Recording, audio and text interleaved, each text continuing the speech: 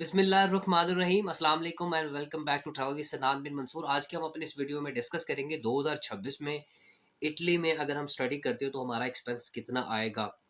अगर हम scholarship secure कर लें उसके बाद हमारा एक्सपेंस कितना आएगा, और अगर हम स्कॉलरशिप सिक्योर ना कर सके तो उसके बाद हमारा कितना एक्सपेंस आएगा। ये एक बहुत ही इंपॉर्टेंट इन्फॉर्मेटिव चीज़ है, क्योंकि अगर हम यहाँ से प्री प्लान करके जाएं और हमें आइडिया हो कि हमारा एक्सपेंस इतना आएगा और इतना स्कॉलरशिप के बाद आएगा, तो हम उसको पेपर वर्क पर जो है ना वो लिख लेते हैं और फिर उसके बाद उसी प्लान के मुताबिक हम उसे एग्जीक्यूट करते हैं। लेकिन जब हम चीज़ों को प्लान नहीं करते तो हमें बहुत सारे ऐसे मसाइल का सामना करना पड़ता है जो शायद हमने सोचे भी ना हो। क्योंकि यूरोप जाना, स्पेसिफिकली इटली जाना, और जहाँ पर जॉब क्राइसिस भी हो, वहाँ पर ये सारी चीज़ें मेंटेन करना एक न्यू स्टूडेंट के लिए बहुत ज़्यादा प्रॉब्लम्स क्रिएट कर देता है। तो आज की हम अपनी इस वीडियो में स्पेसिफिकली इन्हीं चीज़ों को डिस्कस करने का आपका एक्सपेंस कितना आएगा पाकिस्तान से इटली जाते हुए।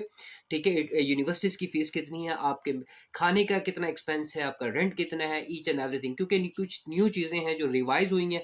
2025 में वो कुछ और थी, लेकिन 2026 में कुछ और है। लिहाजा अगर आप लोग ये वीडियो देख रहे हैं तो पूरी वीडियो देखें, ताकि आपको आइडिया हो जाए कि 2026 में अगर आप इटली लैंड करते हैं एज अ स्टूडेंट, तो आपके पास क्या लाया अमल होना चाहिए और आप किस तरीके से इन सारी चीज़ों को एग्जीक्यूट करेंगे।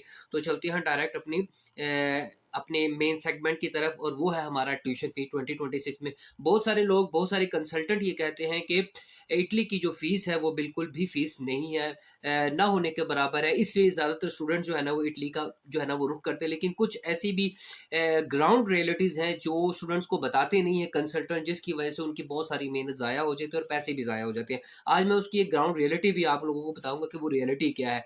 Any how, come to the point. अच्छा जी, यूनिवर्सिटी की फ़ीस कितनी है? अगर आप किसी पब्लिक यूनिवर्सिटी में अप्लाई करते हैं तो पब्लिक यूनिवर्सिटी की जो फ़ीस है वो 500 से लेकर 3000 यूरो सालाना है, एनुअली फीस है। लेकिन मैं ये बात कर रहा हूँ पब्लिक यूनिवर्सिटीज़ का। बेसिकली पब्लिक यूनिवर्सिटीज़ वो यूनिवर्सिटीज़ होती हैं जो गवर्नमेंट लेवल पे चलाई जाती हैं, जिनकी फीसेस कम होती है। ये एक आम सी मिसाल है। जैसे आप पाकिस्तान से अगर स्टडी करने जा रहे हैं तो पाकिस्तान में जो भी गवर्नमेंट कॉलेजेस हैं, यूनिवर्सिटीज़ हैं, आपने देखा उनकी फीसेस कम होती हैं, गवर्नमेंट उनको जो है ना वो पे करती है। तो इसी तरीके से यूरोप में भी ऐसी पब्लिक यूनिवर्सिटीज़ होती हैं जो स्टूडेंट्स को फंड जो है ना फंड प्रोवाइड करती हैं और उनको एजुकेशन फ्री देती है एक किस्म की। तो 500 से लेकर 3000 यूरो फीस होती है सालाना।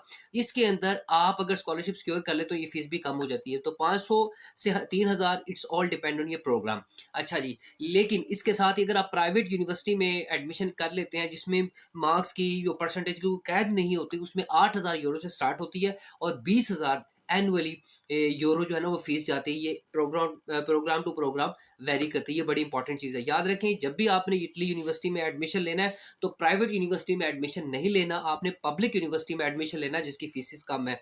और याद रखें, पब्लिक यूनिवर्सिटी में कंपटीशन होता है, जिसके मार्क्स 60% से ज़्यादा होते हैं, 70%, 80%, उनका पब्लिक यूनिवर्सिटी में जो है ना वो एडमिशन सिक्योर हो जाता है। क्योंकि पूरी दुनिया से लोग अप्लाई कर रहे होते हैं, स्टूडेंट्स अप्लाई कर रहे होते हैं, तो इस वजह से वहाँ पर रश ज़्यादा होता है। लिहाजा अगर आपके मार्क्स अच्छे हैं तो आप पब्लिक यूनिवर्सिटीज़ की तरफ मूव करें ताकि आपकी फ़ीस कम हो।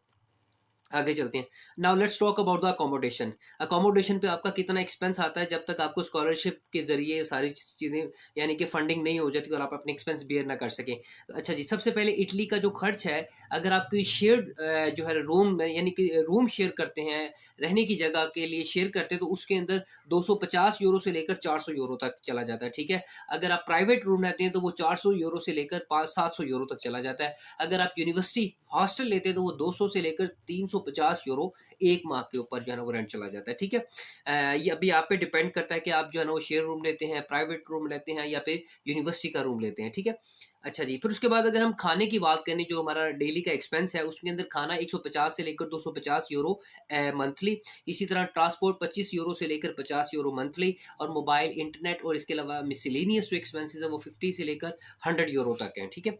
अगर हम लिविंग कॉस्ट की इसको एक्यूमुलेटिवली देखें तो ये सालाना जो है ना वो 10,000 से 7,000 से लेकर 10,000 यूरो बनती है, जबकि मंथली 600 यूरो से लेकर 900 यूरो तक बनती है। ये ऐसे ही है कि जैसे-जैसे आप सिटी सेंटर से पीछे होते जाएँगे, रेंट भी कम होता जाएगा, ठीक है? लेकिन जैसे सिटी सेंटर के करीब आते जाएँगे, रेंट भी आपका इंक्रीज़ होता जाएगा।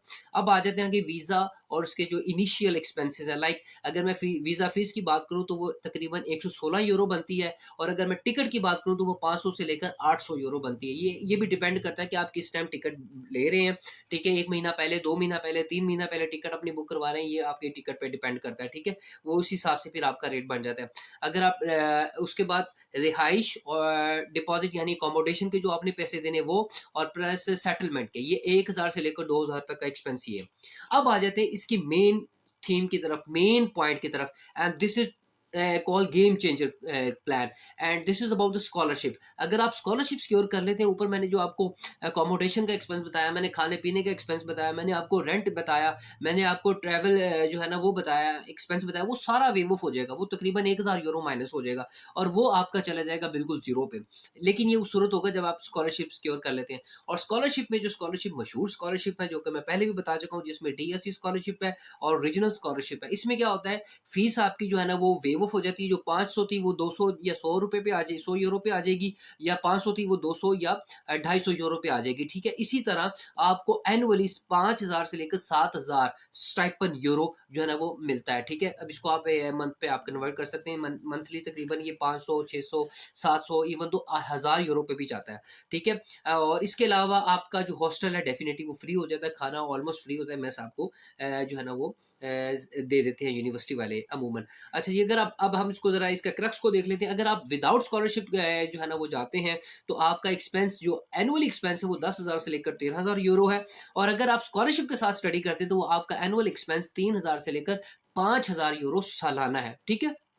Late me tell you again, 10,000 से 13,000 आपका without scholarship, and with scholarship 3000 से लेकर 5000 यूरो जो है ना वो एनुअली स्कॉलरशिप है, अगर आप स्कॉलरशिप सिक्योर कर लेते हैं। लास्ट में अगर हम बात करें, तो अगर आप कम बजट में यूरोप में स्टडी करना चाहते हैं, तो इटली 2026 आपके लिए एक बेहतरीन ऑप्शन साबित हो सकता है। लेकिन उसके लिए आपको एक प्रॉपर प्लानिंग करनी पड़ेगी, आपको पता होना चाहिए आपके पास फंड्स कितने हैं, आप वहाँ पर जाके कैसे सेटल होंगे, किस तरह का रूम लेंगे, शेयर रूम लेंगे, प्राइवेट रूम लेंगे, हॉस्टल वाला रूम लेंगे, या फिर इसके अलावा आप स्कॉलरशिप सिक्योर करेंगे। ये सारी चीज़ें, इसको एक पूरे लाएअमल को बनाना ज़रूरी है। एक लास्ट जो ग्राउंड रियलिटी थी, जो मैंने आपको बतानी थी, जो मैंने शुरू में आपको कहा था, इटली का जो सबसे इंपॉर्टेंट फैक्टर है, जो कंसल्टेंट आपको नहीं बताता, वो यही कहते हैं कि हम आपको लेके दे देंगे, and that is about Italy की अपॉइंटमेंट। मैंने तकरीबन 10-12 कंसल्टेंट से मिला हूँ, उनके मैंने यही कहा है कि इटली के प्रोसेस के बारे में जो है ना वो डिस्कशन होनी चाहिए, लेकिन उन्होंने हमेशा एक ही बात की है कि इटली का जो मेन इशू है, and that is about appointment issue, कि अपॉइंटमेंट नहीं मिलती। मैंने पहले भी बताया था 2025 में जो सबसे एक्सपेंसिव स्टडी वीज़ा की जो अपॉइंटमेंट सेल हुई है ना, वो 11 लाख रुपए की सेल हुई है। आप मेरी वीडियोस में जाइए, उसमें कमेंट में बहुत सारे बच्चे ऐसे जिन्होंने ये अपॉइंटमेंट के बारे में देखा भी और सुना भी और बताया भी गया, आप देख लीजिए जाके। तो सबसे महंगी जो है ना अपॉइंटमेंट सेल हुई, तो इटली का सबसे मेन इशू अपॉइंटमेंट का इशू। अगर आप अपॉइंटमेंट सिक्योर कर सकते हैं, तो इटली से बेस्ट ऑप्शन कोई नहीं है इतने कम पैसों में। लेकिन अगर आप नहीं कर सकते, तो बेहतर है कि आप इटली के अलावा दूसरी ऑप्शन देख लीजिए, जैसे जिक रिपब्लिक है, जैसे इसके अलावा आप लिथुआनिया देख सकते हैं, इसके अलावा आप रोमानिया देख सकते हैं कम बजट में। तो ये कंट्रीज़ जो है ना, और इसके अलावा फ्रांस भी आप देख सकते हैं पब्लिक यूनिवर्सिटी के हवाले से। लेकिन अगर आप इटली जाना चाहते हो, तो याद रखिएगा माइंड में अपने इटली की अपॉइंटमेंट का इशू आता है। अगर आप वो कर सकते हैं, दैट इज़ वेरी गुड। इंशाल्लाह नेक्स्ट अपडेट्स में मिलेंगे। इससे मुतल्लिक़ कोई क्वेश्चन हो तो मुझे कमेंट सेक्शन में बताइए, इंशाल्लाह मैं उसे एक्सप्लेन करूँगा। Thank you so much for watching travel with Sanan bin Mansoor.